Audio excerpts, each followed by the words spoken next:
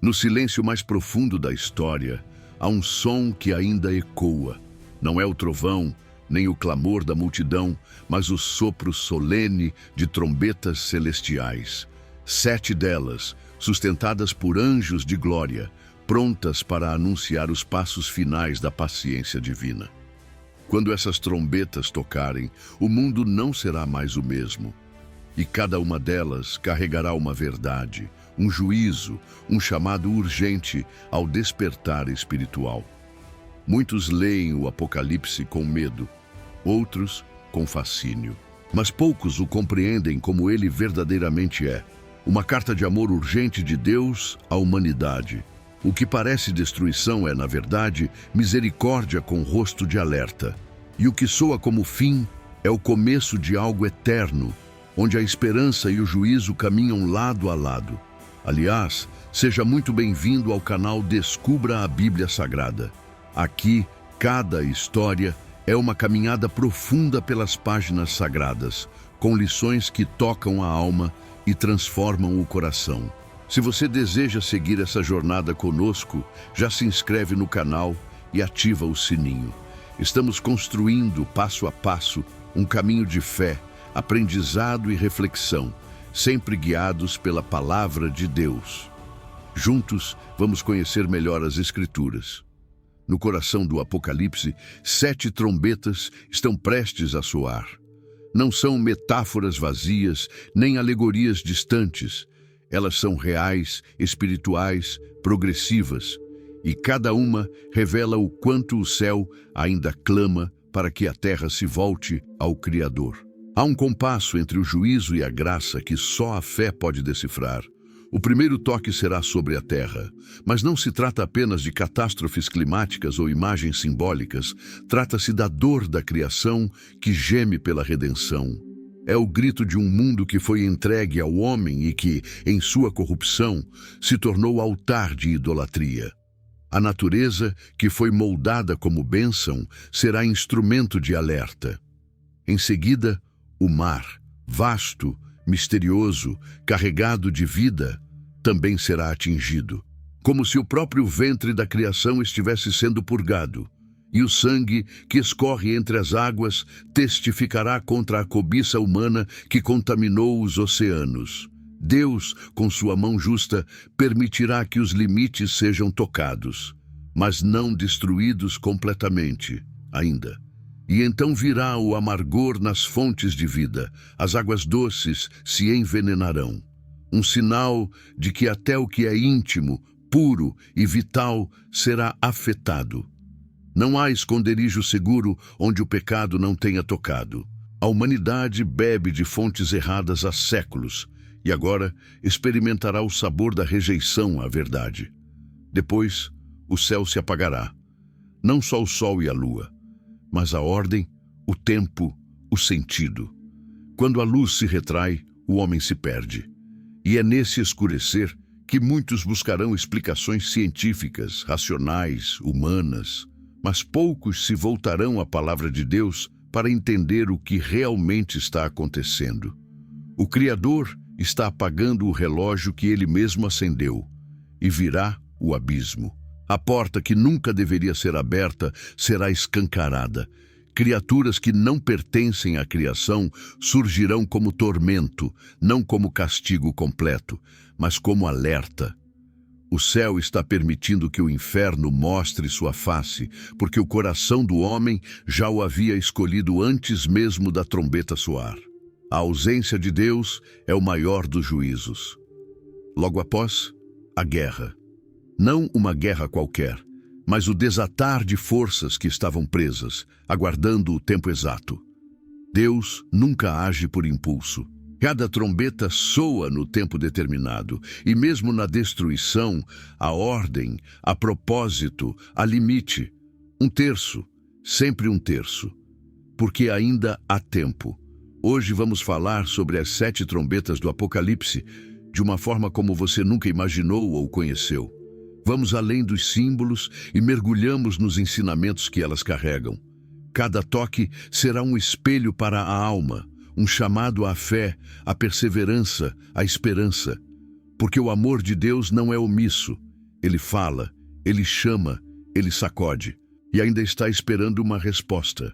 E o primeiro anjo tocou a trombeta, e houve granizo e fogo misturados com sangue, e foram lançados sobre a terra, e foi queimada a terça parte das árvores, e toda a erva verde foi queimada. Apocalipse 8, 7. No instante em que esse som cortou o silêncio celestial, o juízo começou. Não como um castigo descontrolado, mas como um toque de despertamento. Os céus anunciaram o início de algo que os homens não compreenderam. A criação, testemunha silenciosa da história humana, foi a primeira a responder. As árvores, o verde, o chão fértil. Tudo começou a arder. Foi como se o jardim do Éden voltasse a gritar.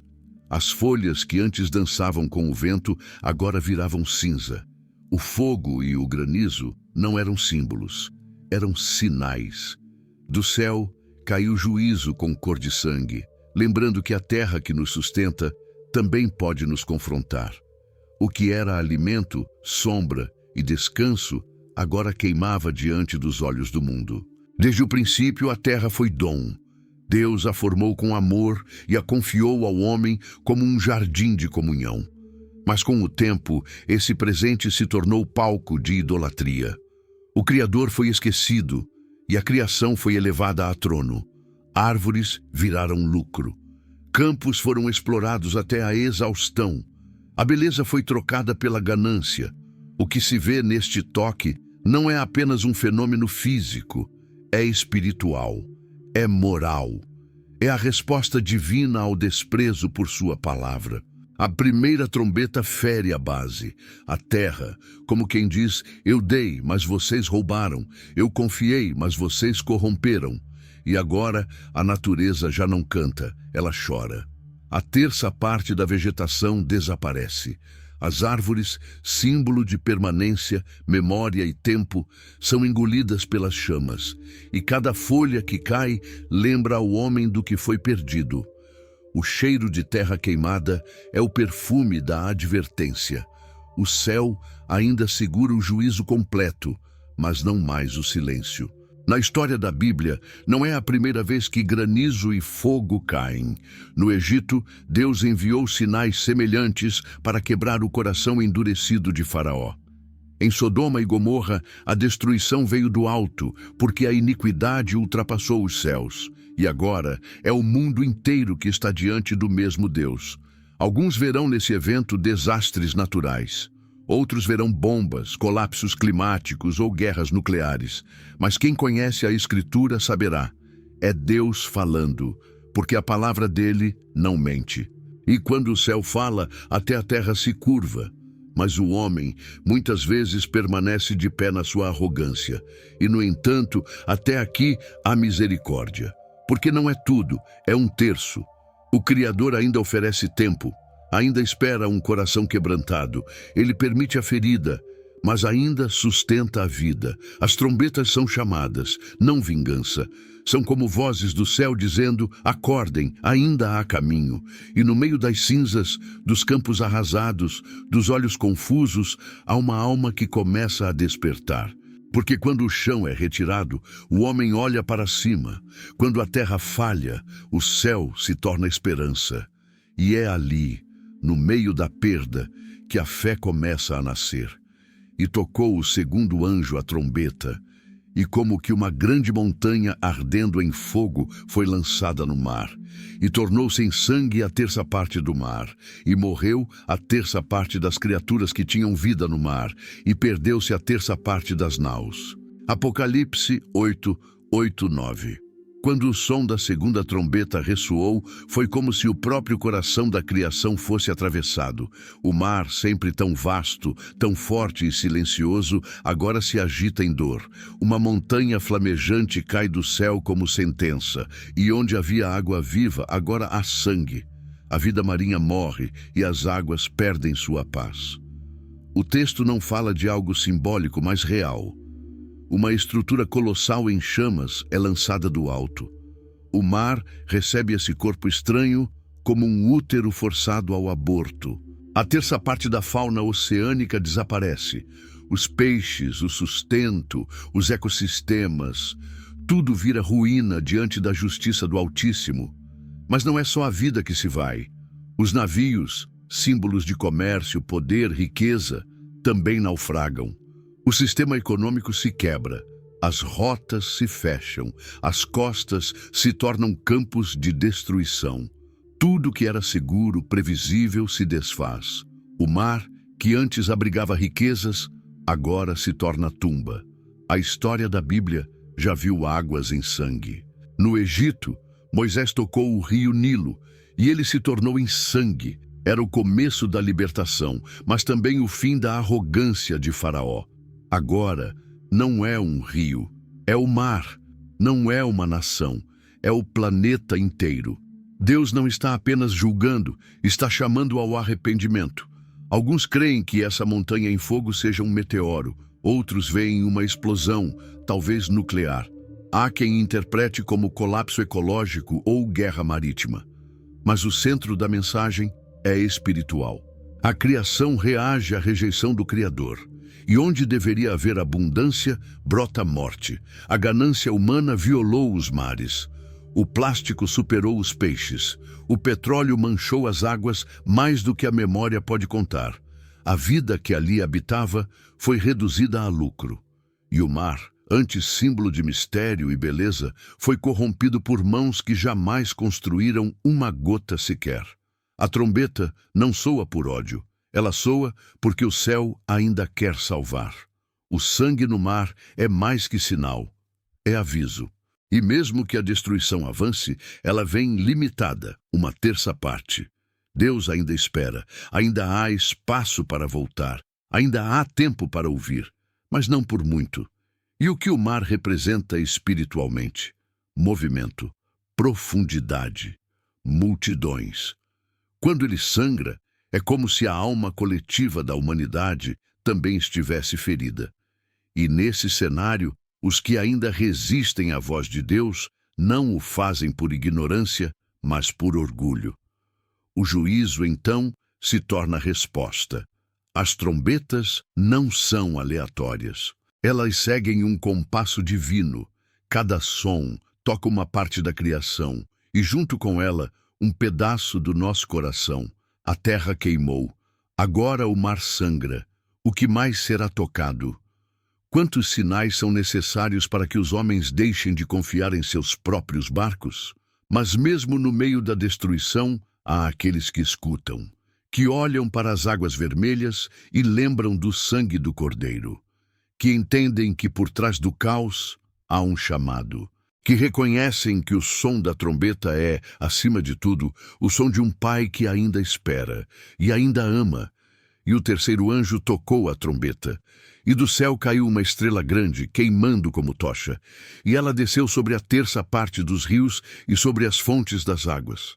Seu nome era Absinto, e as águas se tornaram amargas, e muitos morreram por causa delas, pois já não havia vida ali. Apocalipse 8, 10, 11. Dessa vez, não foi a terra, nem o mar, nem as folhas dos campos que responderam ao som da trombeta. Foi algo mais silencioso, mais profundo, mais íntimo. A trombeta tocou, e o céu se abriu para deixar cair uma estrela flamejante. Mas não caiu sobre as alturas. Ela desceu até as raízes. A estrela não buscou o topo das montanhas, mas as veias da criação. Tocou os rios, as nascentes, o manancial escondido no ventre da terra. A água, esse dom simples, invisível, que nos sustenta sem alarde, e ao ser tocada, transformou-se em algo que nunca deveria ser, um veneno amargo. Absinto, é assim que se chama, um nome que carrega dor. Na Bíblia, sempre foi sinônimo de aflição e juízo. Agora, essa amargura invade o que era doce, o que era fonte de vida, agora mata em silêncio. E quem bebe dessas águas não percebe o veneno, até que já esteja tarde. Essa trombeta fala de contaminação, não apenas da natureza, mas da alma. Não apenas da sede física, mas da sede espiritual. Os rios representam mais do que fluxo de água. Eles simbolizam a palavra, a verdade, a presença. Quando as fontes se corrompem, tudo o que dela nasce também se perde. Por séculos, o homem construiu suas próprias fontes. Fontes artificiais, cisternas que não retêm. Trocaram a água viva pela doutrina fácil, pela ideologia rasa, pela mentira que alivia, mas não liberta. E agora, o que escorre nos rios do mundo é a amargura. Nada mata mais do que a falsidade disfarçada de sabedoria. A criação geme, sim, mas a alma também. Porque essa estrela, caída, queimada, ardente, representa algo mais do que podemos ver. Representa aquilo que entra pelos olhos e invade o coração, que destrói de dentro para fora, que sussurra engano como se fosse revelação.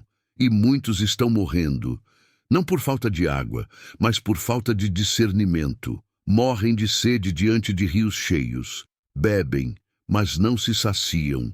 O corpo resiste, mas a alma enfraquece, porque não é qualquer fonte que cura. Só há uma água que limpa, que sustenta, que renova, a que sai do trono de Deus. A trombeta tocou, o alerta foi dado, ainda não é o fim. Ainda há um terço preservado, ainda há poços puros, ainda há palavra que não foi contaminada, mas é preciso escolher, é preciso voltar, é preciso reconhecer que nem toda fonte molha, algumas apenas enganam. Quem bebe de Cristo nunca mais terá sede, foi o que ele disse. E ainda hoje, mesmo no meio da amargura, sua voz ecoa: vinde a mim. A estrela caiu, mas o céu não se fechou. A trombeta tocou, mas a graça ainda chama. Quem ouvir, que volte correndo para a fonte verdadeira. E o quarto anjo tocou a trombeta. E foi ferida a terça parte do sol, e a terça parte da lua, e a terça parte das estrelas, para que a terça parte deles se escurecesse, e a terça parte do dia não brilhasse, e da noite semelhantemente. Apocalipse 8:12. Quando essa trombeta soou, o céu se calou de outra maneira, não com silêncio, mas com sombra. A luz, que desde o início governava o dia e a noite, foi ferida, não apagada completamente, mas diminuída. Uma terça parte do sol, da lua e das estrelas perdeu sua força. E o tempo, esse dom invisível, foi quebrado em pedaços. Em Gênesis 1, Deus criou os luminares para separar luz e trevas, marcar estações, dias e anos. Eles foram dados como relógios divinos, ordenadores do tempo e da rotina humana. Quando Deus toca neles, Ele está mexendo com a estrutura da criação. Está interrompendo os ciclos, desorganizando o fluxo dos dias. Está dizendo: vocês perderam o compasso da eternidade. Essa ferida nos astros não é apenas cosmológica, é teológica, é espiritual. O Criador não está apenas apagando parte da luz do céu. Ele está mostrando que a vida sem a sua presença se torna escura, confusa, sem direção. O sol aquece, guia, dá energia à terra. A lua regula as marés, influencia os ritmos. As estrelas servem de norte. Tudo isso foi afetado. E por quê? Porque a humanidade aprendeu a confiar nos ritmos da natureza, mas não no autor desses ritmos. Passou a viver como se o tempo fosse seu, como se o amanhã estivesse garantido, como se a criação não fosse sustentada por uma mão invisível, fiel e justa. Quando Deus interrompe o tempo, Ele está dizendo: a eternidade está mais perto do que vocês pensam. As Escrituras já nos mostraram antes esse tipo de juízo. No Egito, trevas densas cobriram a terra por 3 dias, como prelúdio da libertação de Israel. Era um juízo contra os deuses solares do Egito, mas também um juízo sobre a cegueira espiritual. No Calvário, quando Jesus entregou o Espírito, o céu escureceu do meio-dia às 3 horas, trevas que gritavam o peso do pecado. Agora, no Apocalipse, não é uma nação, é o mundo inteiro que entra nessa penumbra. O escurecimento parcial não é destruição total, é misericórdia temporária. Uma terça parte. Deus ainda sustenta 2 partes com sua mão, mas a sombra serve de aviso. O tempo está mudando e a graça não esperará para sempre. Espiritualmente, o que é a luz? É discernimento, é verdade, é revelação. Quando Deus a retira, o que fica é confusão. E nesse tempo, muitos andarão como se fosse dia, sem perceber que já estão na escuridão. Trocarão o sol pela tela, a estrela por um influenciador, a lua por distrações passageiras, e o mundo seguirá como se nada estivesse acontecendo. Mas nem todos dormem. Há os que percebem a mudança na atmosfera, sentem o peso do tempo sendo rasgado, sabem que algo maior está por vir. E é nesse cenário que uma águia aparece nos céus. Ela voa alto, sozinha, e sua voz rasga o firmamento. Ai, ai, ai dos que habitam sobre a terra. Ela anuncia que os próximos toques não mais afetarão os elementos da criação, mas os próprios homens. O juízo agora será direto, profundo, doloroso. Deus, até aqui, falou com a terra, as águas, o céu. Agora, falará com a alma. E quem não entendeu os primeiros sinais, sofrerá os próximos sem escapatória. O que fazer quando a luz falha? A quem recorrer quando o tempo se quebra? A resposta não está nas estrelas, nem nas estações. Está em voltar ao Criador da luz. Porque mesmo na sombra, quem tem fé caminha. Mesmo na noite, quem tem a palavra não tropeça. O tempo se encurta, mas a salvação ainda se estende. E o quinto anjo tocou a trombeta. E vi uma estrela que caiu do céu para a terra, e foi-lhe dada a chave do poço do abismo, e abriu-se o poço, e subiu fumaça como a de uma grande fornalha. E da fumaça saíram gafanhotos sobre a terra, e foi-lhes dado poder como o dos escorpiões. Apocalipse 9, 1-3. Diferente das outras trombetas que atingiram a natureza visível, a terra, o mar, os rios, o céu, a quinta trombeta abre uma dimensão invisível, espiritual. Ela revela o que estava escondido, selado, mantido sob controle pelo próprio Deus. E o que emerge não é apenas destruição, é tormento. João vê uma estrela que caiu do céu, mas não é um corpo celeste, é um ser, um anjo. E a ele é dada uma chave, não uma chave comum, mas a chave do abismo. Esse abismo é um lugar de aprisionamento espiritual, onde anjos rebeldes e demônios aguardam até o tempo determinado por Deus. Quando o abismo é aberto, sobe uma fumaça tão espessa que escurece o ar e o sol. Um símbolo claro de confusão, trevas espirituais, engano. E dessa fumaça surgem criaturas que João chama de gafanhotos. Mas não são insetos comuns. Eles são seres espirituais enviados para atormentar, não para matar. Esses seres não atacam a criação, mas o próprio ser humano. São instruídos a não tocar em árvores, nem em ervas verdes. Sua missão é atingir apenas os homens que não têm o selo de Deus sobre suas testas. Quem é selado pelo Senhor está protegido. Os demais ficam expostos. Durante 5 meses, esses seres atormentam os homens de tal forma que muitos desejarão morrer, mas não conseguirão. É sofrimento sem alívio, dor sem fim, um juízo específico que atinge o interior. Não é destruição do corpo, é angústia da alma, um gosto antecipado do que é viver longe de Deus. João descreve esses seres com imagens fortes, rostos humanos, dentes como de leão, cabelo como de mulher, couraças de ferro. Tem asas que soam como carros de guerra.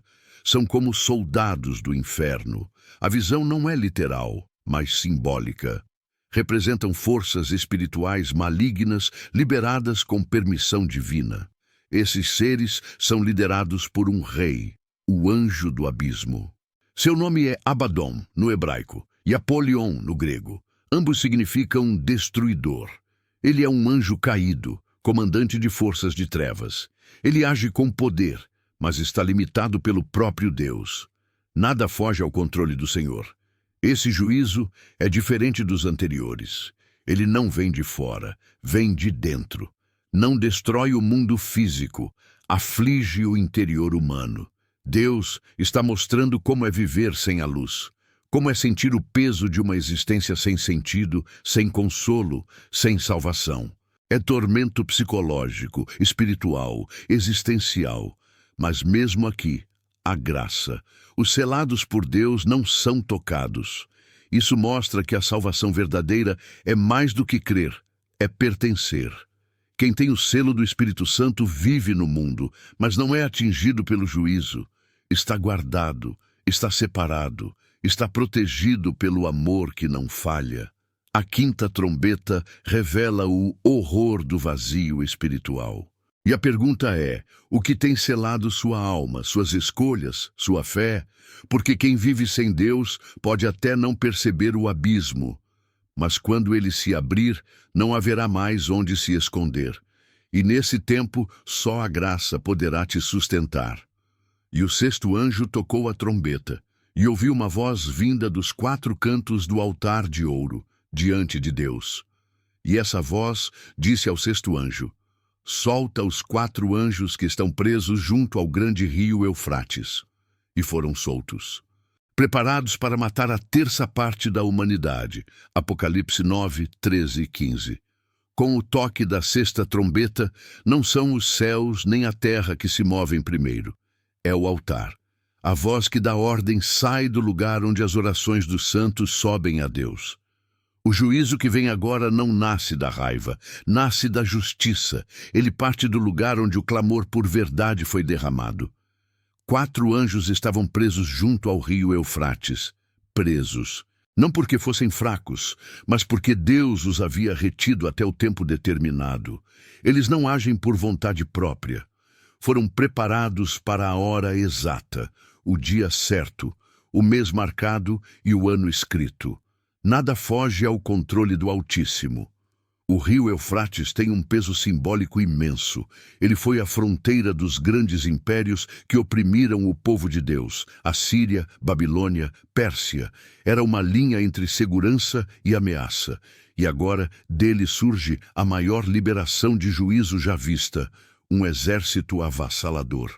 Esses quatro anjos comandam uma força de 200 milhões de cavaleiros. Um número impensável no tempo de João. Suas montarias têm cabeças como de leão, e de suas bocas saem fogo, fumaça e enxofre.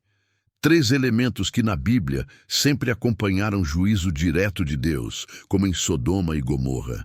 Por meio dessas três pragas, morre a terça parte da humanidade. Até aqui, nenhum juízo havia matado em escala tão alta. Agora, a morte avança como nunca. E não é por acaso. É o ápice da advertência divina. O mundo, mesmo após sofrer com a natureza, com as águas, com a luz e com o tormento, ainda não se voltou para Deus. É aqui que o texto bíblico revela o coração humano com clareza dolorosa. Depois de tudo isso, diz a Escritura, e os restantes dos homens não se arrependeram. Continuaram presos à idolatria, às feitiçarias, à imoralidade, aos roubos e à violência. A dureza do coração supera até o terror do juízo. A palavra feitiçarias, usada no texto, vem de farmaqueia, uma referência à manipulação espiritual, uso de venenos, enganos e controles mentais. Não se trata apenas de bruxaria, mas de tudo que corrompe a alma. Ideologias que escravizam, vícios que anestesiam, sistemas que substituem a verdade.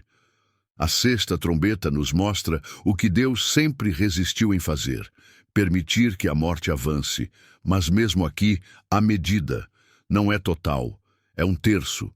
Ainda há tempo, ainda há espaço para arrependimento, mas o coração endurecido transforma sinais em ofensa e juízo em rotina. O mais impressionante não é o exército, nem as mortes. É a reação humana. Mesmo depois de tudo, não se quebrantam. Continuam a seguir os ídolos que não falam, não veem, não salvam. Preferem a segurança ilusória do pecado ao risco da fé. E o céu chora por isso. Esse toque da trombeta é o mais duro até aqui.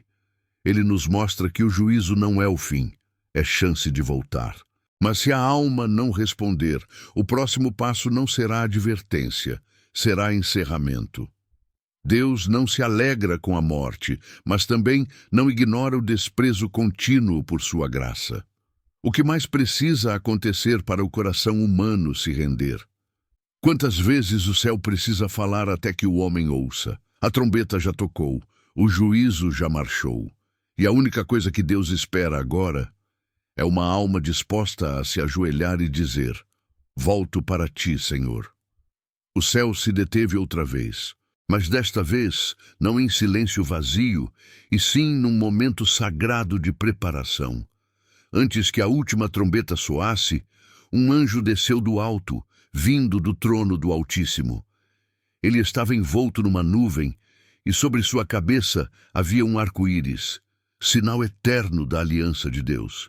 Seu rosto brilhava como o sol, e seus pés eram como colunas de fogo. Ele colocou um pé sobre o mar e outro sobre a terra, e ergueu a mão direita ao céu. Quando falou, sua voz rugiu como um leão.